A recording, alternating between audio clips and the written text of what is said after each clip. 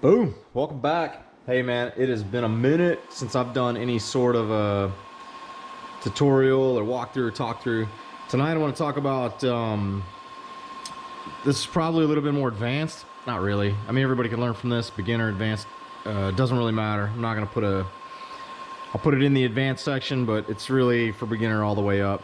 I'm going to talk over the chargers that I use, the batteries that I use, the LiPos that I use, and then the LiPo safe bag. The LiPo safe bag that I use. And then I'm also going to discuss why I use the particular batteries and chargers that I use. And then I'm going to show you how I maintain my batteries. And then the typical lifespan I see. This is not, this video is not an in-depth about voltage, about 6S versus 4S, this charger versus that charger. I'm just going to show you what I have and what I use, and then you guys can take it from there and maybe learn something or apply it to what you're already doing, or maybe you can comment and teach me something. I don't know. I'm always open to learning. So what I've done here is I have two batteries. I know that they are bad already. I want to try and get this sorted so you guys can see it, but the first thing I do when I come back from flying or when I'm charging is I do a thorough check of my batteries. And I do this in two ways. One is I just look at the charging voltage. So you can see that one cell is at 4.2 and the others are at 3.9. Obviously something wrong with that battery. The second is, or the second way I check that is I look at internal resistance of each cell. So if you look at the internal resistance of cell 1, it's at 12. Then the next one is at 89.5. Then the next is 14, 12, 14, 27. So you all kind of get the gist. Both of these batteries are bad. One is going to be, you're going to see it in the future, but this is the past, or maybe it's the future. But at the end of the day, I'm going to burn one up just to show you. But that's really how I tell whether my batteries are going bad or not. Another method I use is just when I'm flying, I'll actually be able to tell whether a pack is at its end of life when it just doesn't give me the throttle response or the performance that I'm used to out of these particular batteries. And you know, everybody that's been flying quads for a little while generally knows when a LiPo is going bad. You give it full throttle and it just sags all the way to the bottom. Now, a while back, Bardwell did a video, or excuse me, a live chat, and some folks were on there talking about what is the lowest you'll take your batteries. So for me, depending on the flight or how much video I'm trying to get out of one particular flight or how hard I'm beating on my quad that day, I've taken my batteries all the way down at 2.8 volts or almost nearly dead. Like the thing lands and it's at like 13 volts or 8 volts all total out of 6 cells. I fly 6S. If you do that, I discourage you from recharging or doing anything with those batteries. But I'll caveat, if you decide that you want to try and bring the life back into that battery, I'll tell you that you can. Here's how I do that as safely as possible. First, I'll take the battery that over discharged. Typically one or multiple cells will be extremely warm or extremely hot. So I'll take that cell and set it off to the side on the road, the street, sidewalk, somewhere away from my gear, my vehicle, me, everyone, and just let it cool down. Once the battery's reached, normal operating temperature, which I would say is ambient, I'll bring the battery back to the house and I'll set my charger up. First thing I'll do is I'll check the voltage to see if it'll come up. So what'll happen is a lot of times the voltage will come back up to a normal, safe, nominal voltage. If it didn't, and it's still below 3.2 volts a cell, what I'll do, I'm going to stop charging this pack. I'll come in here and I'll set an ultra low amperage to recharge that battery. So I'll usually start at like half an amp, or I'll even go down to 0.1 amp. And the reason I do that is because I took the battery all the way down to dead. The cell's at below its lowest voltage that it could discharge. So what I want to do is try and bring the voltage back up to nominal as safely as possible and slowly as possible, so not heat the battery up or start another fire. On the opposite end, I didn't start a fire from thermal runaway when I was flying it, and I definitely don't want to do that when I'm recharging the battery. So in this case, like I said, I'll select that battery. If I know, I'll set it aside. I'll separate it from the rest of my batteries and keep it independent. And then I'll go in and I will adjust the current to a very low setting. And I'll just let that battery slowly come back up to probably 3.7 or 3.8. And then I'll take it off, I'll unhook it, take it off, and I'll let it sit and just make sure that everything's kosher with that battery. And then after a few hours, if everything is good, then I'll put it back on the charger and I'll still slow charge it all the way up to 4.2 volts a cell.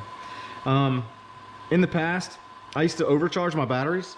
I don't do that anymore. It didn't really get me much, it didn't buy me a whole lot, and it tended to tear the batteries up a lot faster than normal.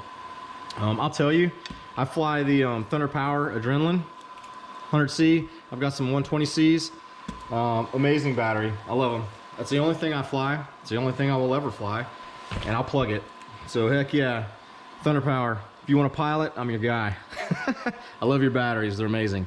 So I used to fly 4S a couple of years ago, and I used to puff those things like crazy. Then I switched to 6S. A buddy turned me on a 6S, and I didn't believe it. I was like, man, I don't know. It's expensive. It's this, it's that. It was worth every penny to switch and change to 6S. And since doing so, I've had the Thunder Power RC Adrenaline series. I've never puffed a pack. So in easily 2.5 years of flying these batteries, I've never puffed a pack. Now, destroying packs or puncturing packs, I do that all the time. Hit a wall, hit a tree, and I'll ruin the battery. So that'll bring me into the next thing that I do, the battery maintenance. So after every flight, what I recommend you do, and this is something I'm pretty religious about, is inspect your batteries. So if you can look at this battery here, you can see that I've hit a wall, a tree, or something. A couple of my batteries are they're really bad. Let's see if I can find one here. You know, the ends are mushed up where I've impacted something at a high rate of speed. So another way that I'll find or figure out if the battery is still good is I'll give it a sniff check. If it smells sweet, then that battery is no longer any good. I will throw that battery out, or I'll safely dispose of that battery. I don't try and save it, tape it, do anything. If it's damaged and punctured, it's gone. I'm done with it. I'm not gonna take the chance of setting it on fire, setting my house on fire, ruining a bunch of stuff over a $45 battery. To me, my mind, it's just not worth it. I don't recommend you do it either. But sniff check, sweet smell. You smell that?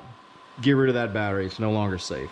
Another thing I'll do, and like I said, I've pulled packs out of my inventory here that are damaged, but I'll get prop damage on the wires. And the way I fix that is I'll do the painstaking, heat shrink, desolder, resolder, and heat shrink, put them back together the way they were meant to be. You'll get ends like this, or it'll hit the ground, a rotor will strike it. And then I'll just resolder or desolder it, resolder it back to a new state or a safe state. Something else that I do a lot is when I do have batteries that are damaged in the base, I'll take them out of circulation and then I'll tape them up. And the reason I tape them up is because it adds, an additional layer of safety and protection. So when you hit something again, you're not going straight into puncturing the cell. You're actually going to have to get through the tape first. So it'll rip through the tape and then hopefully not into the cell and damage the battery. A little bit about, I've kind of hopped all over the place there. So that's generally how I keep my batteries maintained. I always keep them in either a LiPo safe bag or I keep them on top of this marble countertop piece. The reason I do that is because LiPos are dangerous. If you charge in your house like I do or in my garage, you have a fire, you want to limit the area in which is exposed to fire because I want my house to burn down. So I always charge on some sort of a fireproof material, which in this case is a giant piece of marble I picked up at a thrift store. If I don't do it here, I'll do it on the actual concrete floor, somewhere away from wood or anything that will catch fire. These things don't really go that high order, so like if these were to catch fire, it'd likely not catch the other stuff on fire in my house. And I'm always out here while I'm charging, and I keep 2 fire extinguishers nearby. ABC, granted, they probably won't do anything. I'll just remove the source of power. I'll try and get it off the charger as quickly as possible and then get it away from anything flammable. That's what I recommend you do. So charge on a base that's fireproof, flameproof. If it does catch fire, remove the source of power, so get it away from the charger or get the charger, whatever, don't burn yourself, but get it away from a source of electricity and out into an area where the fire can't expand through, catching on wood or plastic or whatever. Onto the chargers. So I have two types of chargers here. One is capable of high output, high amp, and I'll talk a little bit about charging in series or a parallel board. I don't use these anymore, and I'll tell you why. I was really big on these in the past because I was like, man, I can charge so many batteries in such a short time. It's awesome. I just run the amps up. Here I got 50 amp, 25 amp capable. Actually, this thing's a, what, 180 watt. It's got a lot of power. I can charge a lot of packs really quickly. I don't do that anymore because what I started to notice was these parallel boards don't charge the cells evenly. And what I was doing was getting an uneven, I'm gonna stop these because I already know they're bad batteries.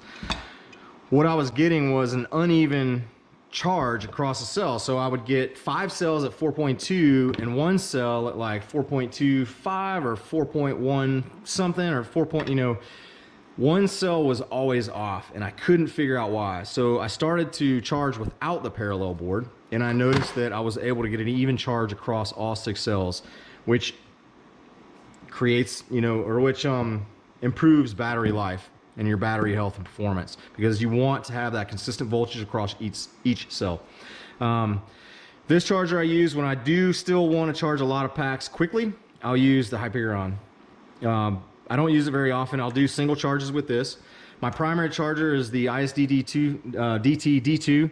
The reason I like this charge is for multiple reasons. One, it'll do, you know, oh, let me get into that too. So I only charge around 2C. So all my batteries are 1100 milliamp. I have a couple 1300 milliamp, and I never charge more than 2.5 or 3 amps into my batteries. Always, you know, slow-ish charge.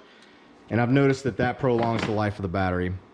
The ISDT can easily handle that input or that amount of output and amperage across 2 batteries simultaneously. So that's why I like that. Another feature that I like about this, and now that I've unplugged it, is it keeps track of how many batteries you've charged over the life, up to 1,000. So once you've hit 1,000 charges, it resets to 0 again. And I'll show you because I know, let's see if I can find it. So if you see here, it says 156 pieces have been charged. It gives you the temps of the system, the voltage of the battery, the watts going into the battery, and then the current voltage state. I've already passed 1,000 charges on this charger. I've had it for about 2 years. It's been ultra reliable. It's small, compact. I can throw it in my bag and take it with me. Super convenient. And like I said, I only do 1 battery at a time, so I'm not really concerned about a super high amp or super high wattage. But it is a 200 watt, so 100 watts per channel. And it'll also do 240 volts. So if you take it overseas, you can use it there safely and not set it on fire. But again, a couple of the cool features, it just shows you, you know, your charge, your amps going in, your milliamp going in, the current voltage, temp, how many pieces, I'm not really sure what that one means, but total pieces charged over the lifetime. Like I said, I've hit 1,000, so I'm at 1,156 total, and I keep track of that because I like to know how many hours I've put in total. And I figure, you know, between 3 to 5 minutes of battery times 1,000 or 1,100, you know, you can kind of dial that in and say, oh, well, I've flown this many hours over this amount of time, which for me, kind of a geek that way, I like to know how much flying I'm doing. And again, here you go. You can check the impedance of each cell. This battery is not doing real well either, but I like to look at that just to let me know how healthy my battery is. So that's another good tool. I keep it up on this little wire base. One is to let plenty of airflow in here to keep the chargers cool.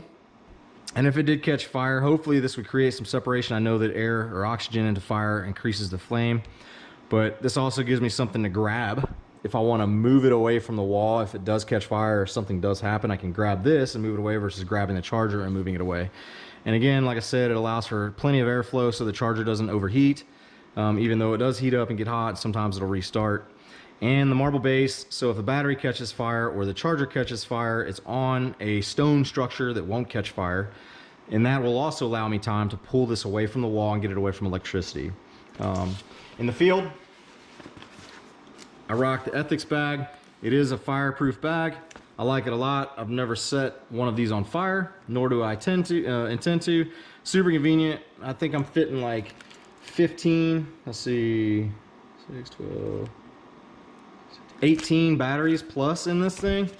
So super handy, and it fits inside my Torval bag perfectly.